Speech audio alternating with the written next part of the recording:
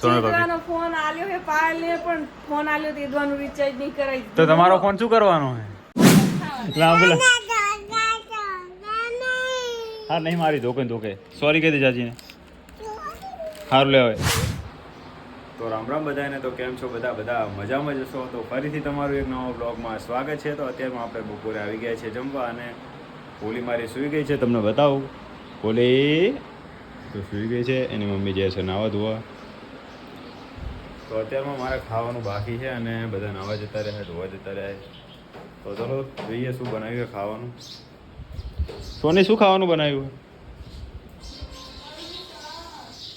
તો જોઈએ શું બનાવ્યું છે સોનલ ભાભીએ.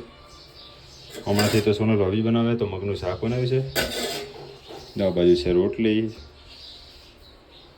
આ છે અમારા સોનલ ભાભીનું કિચન, મસ્ત હો, નાનચુક કિચન હે. ત્યાં ચિરાગ ચડી બેઠો હોય તો ચિરાગ પણ એની ચાચી લગતી જેવો હોય રમવા. તો મને એવું લાગ્યું કે હું એકલો જ થઈશ ખાવા, પણ બધા મારા દેર આવી ગયા તરત. તો મોટું આવી ગયું, નહીં તો એનું મોટા ભાઈ આવી ગયા. સોનલ ભાભી પણ એ તો ના પાડતા હતા ખાવાનું, તમે જેમ બેસી ગયા. ઉખડ એમ નહીં કહેતી કે બધા નાવા જેવું બનાવીને ખવડાવી દઉં ગોપાલભાઈના પાસ્તા. તો હું લાવ્યો તો પાસ્તા મારા માટે, પણ આ બધા નાવા જતા તો પાસ્તાનું માડી વાળ્યું ને મગનું શાક ખાઈ લીધું. હા, ભૂખડ જો બોલતી નહીં ખાતી એનું કારણ એક જ છે, મોટા ભાઈ બાજુ બેઠા છે. મમ્મી તું તો આ ત્રીજો યાર હે વાટ. એટલે આતા તો હવે ઠંડક પડવા માંડી, વરસાદ ચાલુ થઈ ગયો. ચિરાગ અમારો કાર્ટૂન વિડીયો જોવો છે. તમને ખબર છે કે આ ચિરાગના નખરા જેવા હોય છે, તો એ ખબર છે કે બોન હોતી છે, તો એ જો બાયણા ભટકડ કરે છે અને બોનને જગાડવાનું કરે તો બોન એની આગળ હોઈ જઈએ. બોન હોઈ જઈ ખબર નહીં પડતી. હવે હું વાંખવાનું કરું એટલે એમ કે મારે જવું હોય. હવે આવતો નહીં હો, આમ તાકતો એને કંઈ કે ને એટલે એને આમ ગુસ્સો આવી જાય તરત બહુ, હે ને.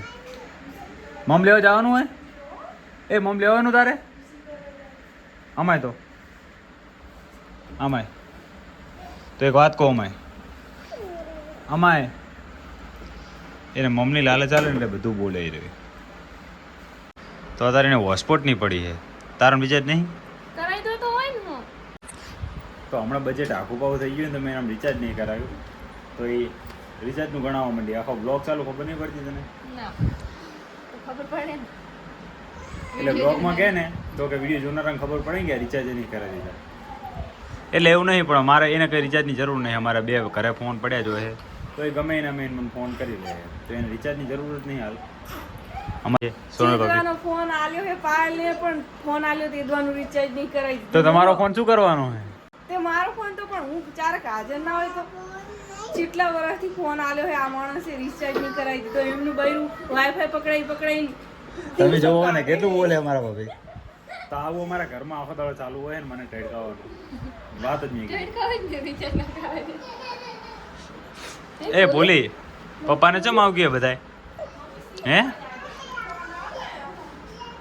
એના પપ્પાને ચમ આવ ગયા બધા? કે રિચાર્જ ના કરાઈ દો. આ તો પણ રિચાર્જની જરૂર જ નથી. તો હોય ને અમાર ફોન નહીં જોવાનો. તો અમે હવે ઘરે બેઠા ફોન જ જોવા બીજું કે કામ ધંધો. હવે રિચાર્જનો ભાવ વધી ગયો, જીઓ વાળાએ વધારી દીધો.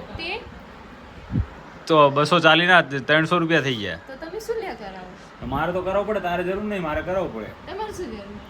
તો રિચાર્જ બાબતે બહુ મોટો ઝઘડો થઈ ગયો અમારે. એટલે મને એવું લાગે કે રૂપાલીની મમ્મીને મારે મૂકવા જ આવી પડશે. એટલા સુધી ડખો થઈ ગયો અમારે, હે ને. તો હવે તમને એવું લાગતું હશે કે સવારમાં પણ ભાઈએ અલગ કપડાં પહેર્યા હતા અને અત્યારમાં પણ અલગ કપડાં પહેર્યા. તો એનું કારણ એક જ છે કે અમારા શું કહેવાય, આપણા નિહળામાં અમારા વાહમાં એક જે વડીલ છે તે એક્સપાયર થઈ ગયા હતા, તો મારે અહીંયા જવું પડે એવું હતું. તો ત્યાં જઈને આવ્યો અંતિમ સંસ્કારે, અને આવીને નહીં ધોઈને પાછો નોકરીએ ગયો. નોકરીથી પાછો આવ્યો ને રાતે બારું કરીને હવે બ્લોગ બનાવો. તો આટલું બધું કંઈક દિવસમાં કામકાજ હોય મારે.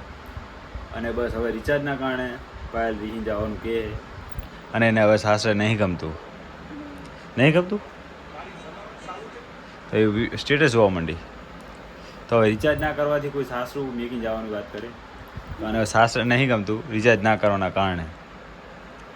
અને પોલી મારી હુઈ જી છે, પોલીને મેકીને જાય તો મારી થોડી ડાઈ છે તો માલક તો રહેશે હો. તો આ તો મારી ભૂલીને લઈને જવાનું કે એ તો રિચાર્જ કરાવી દી 150 રૂપિયા વાળું ચાલે કરાવશું હવે 150 વાળું ચાલશે નેટ તો ફ્રી જવાનું એને જાતા કરીને રિચાર્જ કરવાની વાત છે કે ગમે એ કરાવો પણ રિચાર્જ કરાવો તો નહીં જાય એમ રિચાર્જ નહીં નેટ આવે બસ નેટની જ પડી નેટ ની લઈને ભોલીનું ધ્યાન રાખ હમણાં તું થોડોક દાડા તારે રિચાર્જની જરૂર નહીં તો ભોલીને ફરવા પીરવામાં કુવારવામાં બધું ધ્યાન રાખ હેંસકો બેસકો નાખવામાં હેંસકા વગર રહેતી નહીં. ખાવા પીવાનું હોય નહીં આ ખાવા પીવાનું ના હોય તો ધ્યાન રાખવું પડે ને તારે રાખું છું જેવું હોય જીજુ તો ડાઈ છોડી મારી એ તો ડાઈ છે તારા કારણે નહીં શાંતિ રહેતી કે ના તમારા કારણે રહે તું બબુ શું લાવ્યો તો ચિરાગ અત્યારમાં પાપડ લઈને આતો રહ્યો ખાવા ઓલે બબુ ચાચીને હાલ દઉં બબુ રિક્ષામાં શું થયું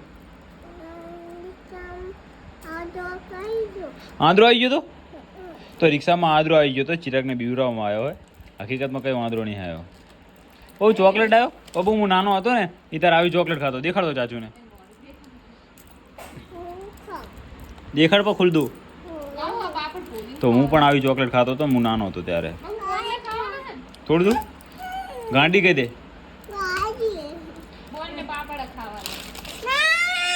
એ જાગી જશે હમણાં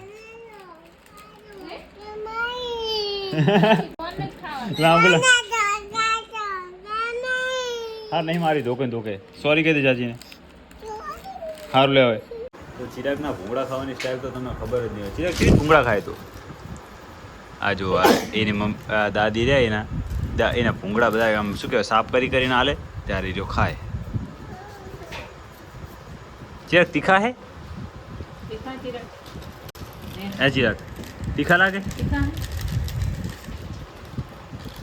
તો એની દાદી એને સાફ કરીને હાલે ને તો જ હીરો ખાય બાકી ખાતો જ નહીં તો કાલા ફાઇનલી રીહ જતી રહેવાની અને હું એકલો થઈ જવાનો નહીં જાય ને તો ખાલી આ એક જાતનું કહેવાનો મતલબ બધું મજા કે રીહ જાય નહીં પણ રિચાર્જને કરે દેવું હા તો નક્કી નહીં જો રિચાર્જ ના કરે તો નાહી જાય આપણે શું કોઈ બહુ હાકવી નહીં પાવું જતું રહ્યા તો એકલી જતી રહે તો મને ભૂલી વગર મારી ફાવે નહીં તું તો ઠીક છે પણ ભૂલી આદત પાડી દીધી ભૂલી બહુ તો આવું બધું હેડે કન્ટેન્ટ નહીં આ જો કન્ટેન્ટની વાત કરે કન્ટેન્ટનું કંઈ નહીં હો તો તારું બ્લોગ નહીં બનાવવા ને